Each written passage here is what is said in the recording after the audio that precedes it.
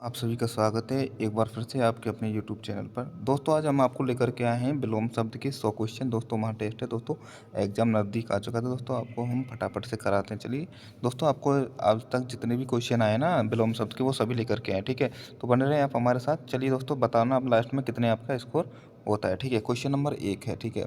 उत्तरण, उत्तरण का मतलब होता है, उत्तरण का विलोम शब्द क्या होगा, इसका मतलब होगा अधरण। उत्तरण का अर्थ होता है ऋण देने वाला, अधरण का मतलब होता है जिसका ऋण लेने वाला हो, यानी कि ऋण लेने वाले को उत्तरण कहते हैं, अधमरण। ठीक है। क्वेश्चन नंबर है 2।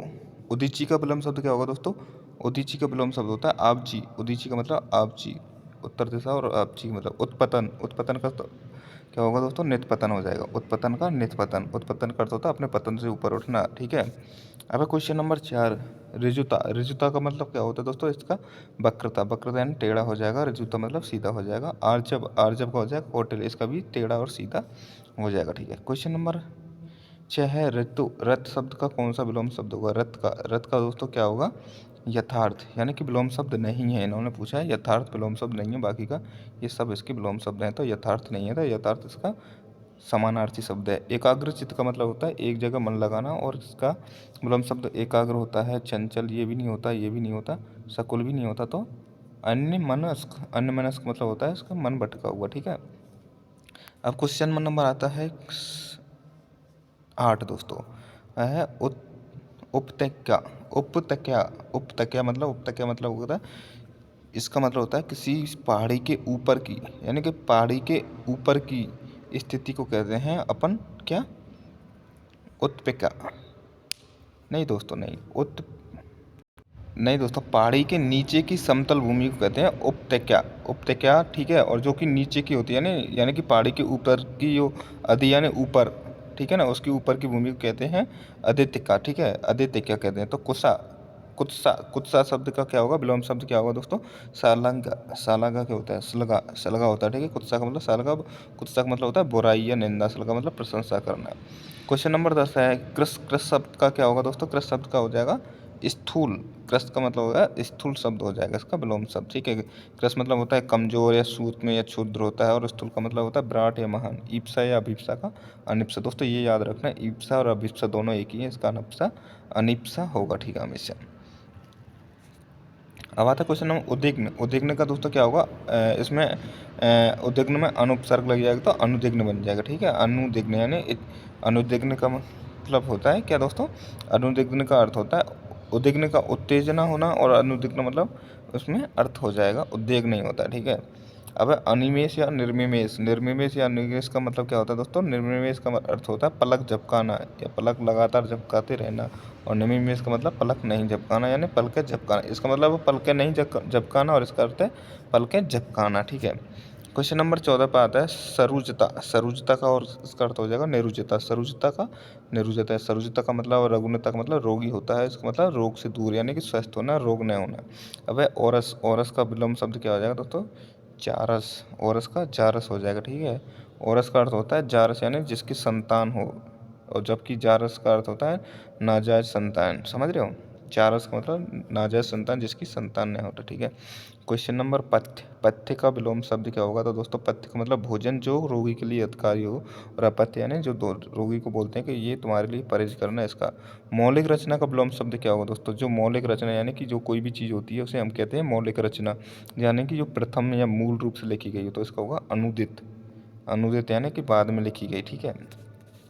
क्वेश्चन नंबर 17 पे आता है शिरोमणि का मतलब होता है दोस्तों, शिरोमणि का अर्थ क्या हो, मतलब विलोम शब्द क्या होगा, मुकुट, धूमिल, पाद, तल। तो शिरोमणि का अर्थ होता है कि अत्यंत सम्मानीय, और चरणों धूल यानी चरणों की धूल, यानी कुछ सम्मान नहीं होना, ठीक है, पैरों की धूल हो गया। अब शोषक का विलोम शब्द। शोषक का विलोम शब्द क्या आ जाता है, शोषित। शोषक का शोषित हो जाए, शोषक का मतलब शोषण करने वाला, और शोषित हो जाएगा इसका। क्वेश्चन नंबर 19 पे आते हैं दोस्तों।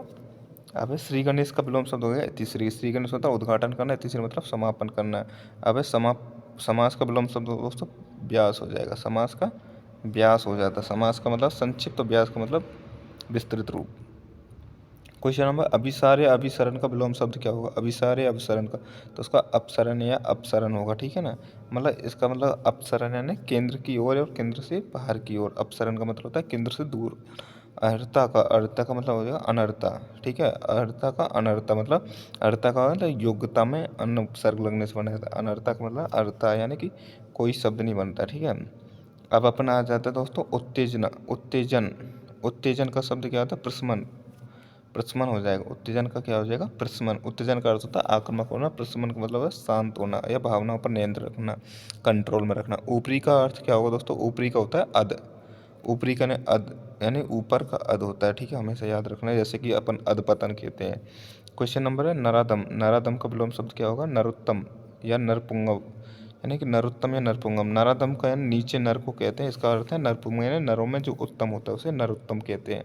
अब पक्षपात का विलोम क्या होगा? पक्षपात का निष्पक्षता या तटस्थता, जो निरपेक्ष होगा उसे निरपेक्षता कहते हैं।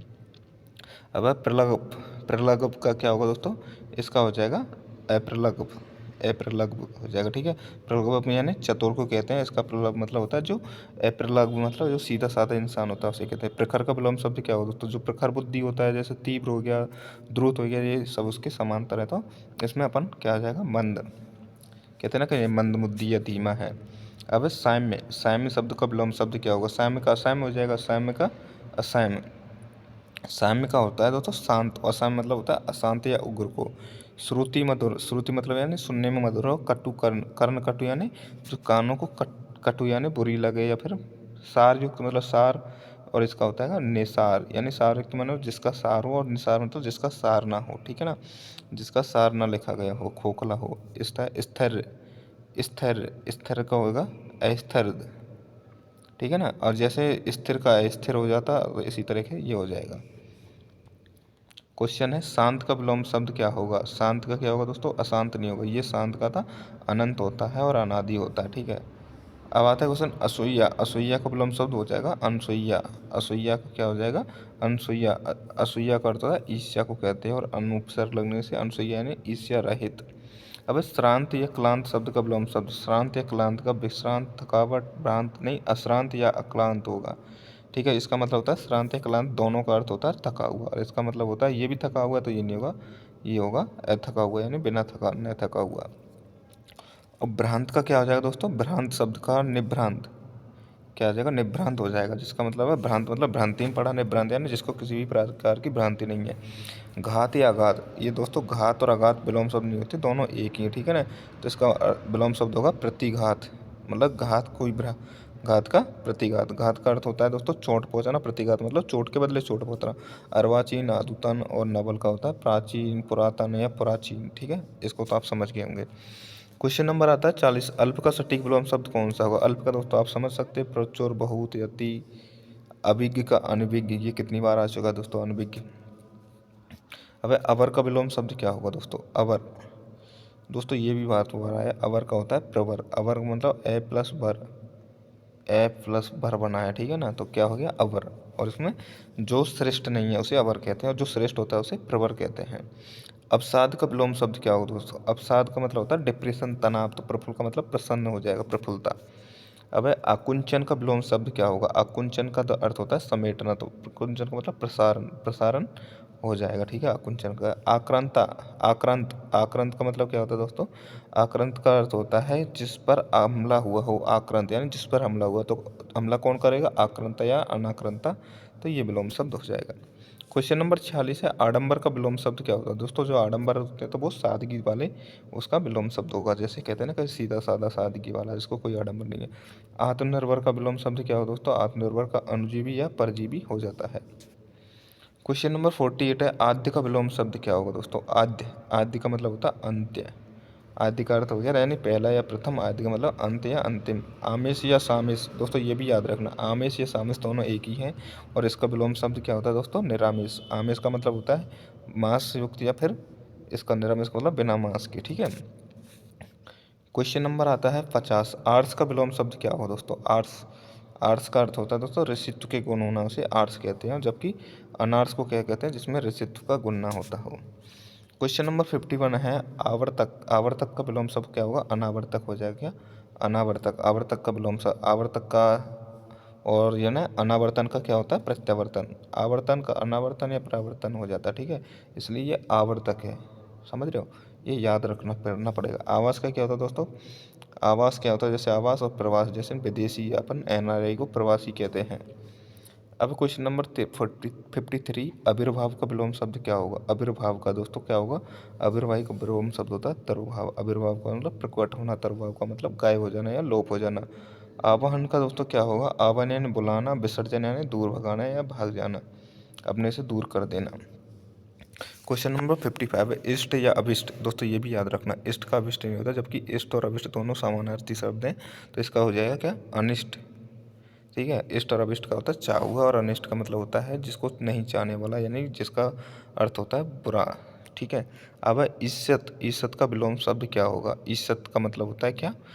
थोड़ा या अल्प, तो इसका मतलब अलम या प्रचुर मात्रा में। ठीक है, 57 आया है दोस्तों, 57 है, उरन। उरन का विलोम शब्द क्या होगा? उरन का पहले तो अर्थ क्या होता है? जिसको ऋण चुका दिया हो उसे उरन कहते हैं, और ऋणी जिस पर ऋण हो उसे ऋणी कहते हैं। उत्खनन का विलोम शब्द निखनन हो जाता है दोस्तों। उत्खनन कैसे? जैसे कहीं पर उत्खनन करना। निखनन का मतलब आप जानते हो कि खनन नहीं होता है।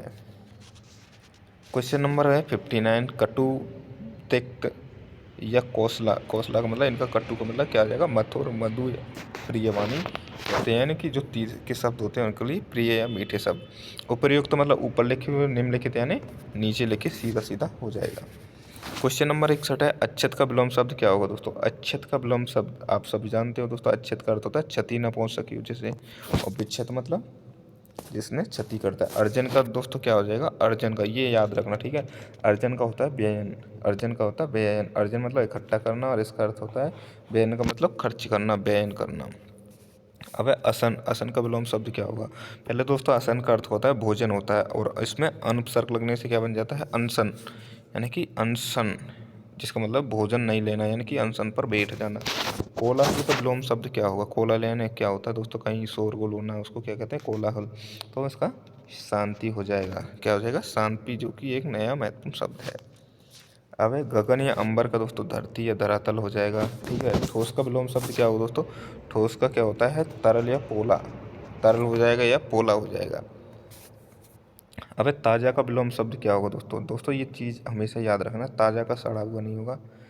ठीक है, ताज़ा का होगा बासी। ताज़ा खाना होता है तो उसका बासी खाना होगा, सड़ा हुआ। नेक या नेकी का विलोम शब्द क्या होगा? नेक या नेकी यानी नेक का मतलब अर्थ अच्छा, बद यानी बुरी, बुरा हो जाएगा। ठीक है, क्वेश्चन नंबर आ जाएगा 69, पुष्टि का विलोम शब्द क्या होगा दोस्तों? पुष्टि का मतलब क्या होता है? अपुष्टि या छीन, किसी की पुष्टि करना, तो उसका अपिष्ट रह जाएगा, यानी खंडित या कमजोर हो जाएगा। सृष्टि का विलोम शब्द क्या होगा दोस्तों? सृष्टि और प्रलय। प्रलय के द्वारा सृष्टि का निर्माण यानी रचना खत्म हो जाएगी, सृष्टि प्रलय के द्वारा। अब प्रशंसक का विलोम शब्द क्या होगा? यानी किसी की प्रशंसा करना का, प्रशंसा का निंदा करना, निंदक हो जाएगा। ठीक है, ये बुराई करना। प्राय या बहुधा का विलोम शब्द क्या होगा? प्राय यानी कभी कभी, बहुधा यानी बहुत बार, तो सदैव या सदा हो जाएगा। सदैव या सदा हो जाएगा। अब मुख का विलोम शब्द क्या होगा? मुख का विलोम शब्द यानी पृष्ठ होगा। क्या होगा? पृष्ठ। पृष्ठ क्यों होगा दोस्तों? पीठ नहीं होगी, क्योंकि मुख के सामने किसको क्या कहते हैं? मुख कहते हैं। और पृष्ठ जिसका सम पीठ के, यानी कि जिसका तद्भव होता है, किसका? पीठ का तद्भव क्या है? पृष्ठ। तो ये अर्थ होगा पीछे के हिस्से कहते हैं। तो ठीक है, मुख का हमेशा क्या होगा? पृष्ठ होगा। अब व्यस का विलोम शब्द अव्यस क्या है? नाबालिग हो जाता है। क्वेश्चन नंबर 75 है, बसंत का विलोम शब्द पतझड़ का मौसम। अब शुक्ल का, तो दोस्तों कृष्ण पक्ष, शुक्ल पक्ष। क्वेश्चन नंबर आता है दोस्तों श्वेत। शोहरत। शोहरत का दोस्तों क्या हो जाएगा? जैसे दोस्तों शोहरत को क्या कहते हैं? अगर शोहरत आई है तो बदनामी भी आएगी। ठीक है, तो ये दोनों होता है। श्यामा का विलोम शब्द गोरी, यानी श्यामा काले को कहते हैं, गोरी मतलब सफ़ेद होता है। ठीक है, अब क्वेश्चन नंबर 80, सित का विलोम शब्द क्या होगा दोस्तों? सित का होता है असित या काला। सित मतलब श्वेत होता है, असित मतलब काला होता है, इसका विलोम शब्द। हथियारबंद का निहत्था हो जाएगा, जिसके पास हथियार ना हो, निहत्था। हयादार। हयादार का विलोम शब्द क्या होगा दोस्तों? हयादार का मतलब होता है जिसका अर्थ, जिसका हया मतलब जिसकी शर्म होती है, उसे हयादार का है। बेहया मतलब बेशर्म इंसान को कहते हैं। ठीक है, जिसको कोई शर्म ना हो। नामदार का विलोम शब्द क्या होगा? नामदार का तो बदनाम होगा, जिसका नाम ना हो उसे बदनाम कहते हैं। अब है सकाम का विलोम शब्द। सकाम का विलोम शब्द होता है निष्काम।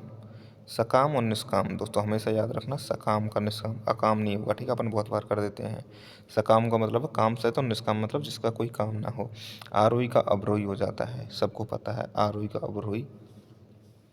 अब दोस्तों आसीम का विलोम शब्द क्या होगा? आसीम का होता है ससीम। अपन क्या कर देते हैं, आसीम का और कुछ कर देता हूँ, आसीम का ससीम हो, यानी आसीम का अर्थ होता है जिसकी सीमा ना हो, और ससीम का मतलब है सीमा के साथ में। अब है सरस का विलोम शब्द, सरस का क्या हो जाएगा दोस्तों? नीरस। सरस मतलब आनंद के साथ, रस के साथ, नीरस मतलब जिसमें आनंद ना हो से नीरस कहते हैं। क्वेश्चन नंबर 87 है, स्वतंत्रता का विलोम शब्द क्या होगा? परतंत्र। स्वतंत्रता का गुलाम नहीं होगा तो परतंत्र होगा। हमेशा याद रखना, अधीन भी नहीं होगा, यानी कि परतंत्र होगा। स्वतंत्रता के स्वयं के तंत्र के अधीन, और विलोम शब्द होता है परतंत्र, यानी दूसरे के अधीन। आज्ञा का विलोम शब्द क्या होगा दोस्तों? आज्ञा। आज्ञा का होता है अवज्ञा। आज्ञा का मतलब आज्ञा का पालन करना, और आज्ञा की अवहेलना करना अवहेलना कहलाता है। क्वेश्चन नंबर है 18 है, अभ्यंतर का या आंतरिक का विलोम शब्द क्या होगा? तो दोस्तों अभ्यंतर या आंतरिक का होगा बाह्य शब्द होगा। अभ्यंतर या आंतरिक का, यानी कि आंतरिक किसको कहते हैं, बाह्य मतलब बाहर किसी को। आवाद का विलोम शब्द क्या होगा दोस्तों? आवाद का होगा क्या? आबाद होना, बसना नहीं होगा। आबाद और बसना एक है, यानी कि बर्बाद करना। ठीक है, क्या होगा? बर्बाद करना, यानी कि उजड़ जाना। क्वेश्चन नंबर है 93 91 है, उपसर्ग का विलोम शब्द क्या होगा दोस्तों? उपसर्ग का मतलब उप यानी जो पहले जुड़ते हैं, और परसर्ग यानी कारक चिन्ह जो बाद में जुड़ते हैं, परसर्ग हो जाएगा, प्रत्यय नहीं होगा। ठीक है, उपचय का विलोम शब्द क्या होगा? उपचय का होगा अपचय। उपचय का मतलब सटीक विलोम शब्द है अपचय। उपचय का अपचय।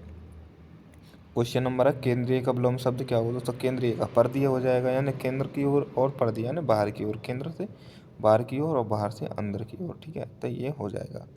भौतिक का विलोम शब्द क्या होगा दोस्तों? भौतिक का होता है भौतिक संसार से संबंधित, और विलोम शब्द होगा आध्यात्मिक। क्या आ जाएगा? आध्यात्मिक, यानी आत्मा के साथ, और आध्यात्म। अब अनुज का विलोम शब्द दोस्तों आप सभी जानते हैं, अनुज छोटे भाई को कहते हैं, तो क्या आ जाएगा? अग्रज। अग्रज यानी पहले जन्म लेने वाला या बड़ा भाई, अग्रज। स्वार्थी का विलोम शब्द क्या होगा दोस्तों? स्वार्थी का निस्वार्थ। निस्वार्थ होगा, निस्वार्थी नहीं होगा, निस्वार्थ होगा, यानी स्वार्थी जिसमें स्वार्थ हो, निस्वार्थ जिसमें स्वार्थ ना हो। अब मूल का विलोम शब्द क्या होगा दोस्तों? मूल जड़ को भी कहते हैं, तो इसका निर्मूल हो जाएगा। ठीक है, जड़ को मतलब जिसमें निर्मूल यानी निरुपसर्ग लगने के बाद में। आहार या शाकाहार का विलोम शब्द क्या होगा? निराहार या मांसाहार। ठीक है ना, निराहार या मांसाहार। अब क्वेश्चन नंबर दोस्तों फाइनल आ गया दोस्तों, स्वार्थ का विलोम शब्द क्या होगा दोस्तों? स्वार्थ का विलोम शब्द क्या होगा? तो परमार्थ या परार्थ। स्वार्थ का होगा परमार्थ या परार्थ। और देवा का विलोम शब्द क्या होगा दोस्तों? देवा। देवा का मैं दोस्तों मैं आपको अर्थ बता दूँ। देवा का मतलब होता है क्या? दिन का, समझ रहे हो? देवा का मतलब दिन का, रात्रि मतलब रात का हो जाएगा इसका। ठीक है, रात्रि का इसका विलोम शब्द रात्रि निशा जैसे हो जाएंगे। ठीक है दोस्तों, कैसा रहा वीडियो आज का? हमें कमेंट में जरूर करके बताना आपके कितने में से कितने सही हुए। दोस्तों मिलते हैं नेक्स्ट वीडियो में, जब तक के लिए जय हिंद जय भारत। दोस्तों दोस्तों हम बहुत मेहनत करते हैं, ठीक है, आपके लिए। तो दोस्तों ये आप लाइक एवं सब्सक्राइब जरूर कर देना। ठीक है, मिलते हैं नेक्स्ट वीडियो में, जब तक के लिए जय हिंद जय भारत। थैंक यू, शुक्रिया।